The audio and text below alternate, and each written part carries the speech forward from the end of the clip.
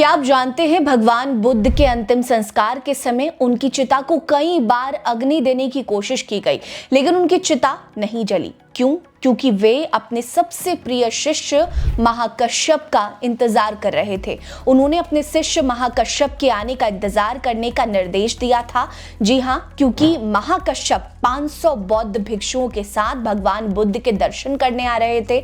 जब तक वो नहीं आए तब तक चिता को अग्नि नहीं लगती। वो जैसे ही महाकश्यप भिक्षुओं के साथ वहां पहुंचे और उन्होंने बुद्ध द्वारा बताए गए अंतिम संस्कार के अनुष्ठान किए और जैसे ही महाकश्यप चिता को आग देने के लिए बढ़े तो देखते ही देखते चिता में अपने आप ही प्रचंड अग्नि प्रज्वलित हो गई। और ये आग सामान्य नहीं थी, बल्कि ऐसी थी जिसने बुद्ध के शरीर को राख कर दिया था।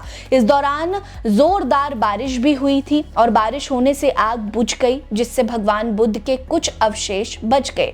ये घटना बुद्ध की दिव्यता और उनके शिष्यों के प्रति गहरे संबंध को दर्शाती है, जहां सामान्य नियमों से परे जाकर उनके अंतिम संस्कार की प्रक्रिया संपन्न हुई। ये घटना कुशीनगर में हुई, जहां बुद्ध ने महापरिनिर्वाण प्राप्त किया था। भगवान बुद्ध के बचे हुए अवशेषों को लेकर वहां के राजाओं के बीच गहमागहमी हो गई थी। हर राजा चाहता था कि भगवान बुद्ध के अवशेष उनके राज्य में जाएं और वहीं पर स्तूप बने, जिसके बाद द्रोण ने उन अवशेषों को 8 विभागों में बांट दिया और समस्या को सुलझा लिया गया। भगवान बुद्ध ने कहा था कि उन अवशेषों को रखा जाए ताकि लोग मुझे ना पाकर इन अवशेषों को ही मेरे समान माने और धर्म के रास्ते पर चलते रहें।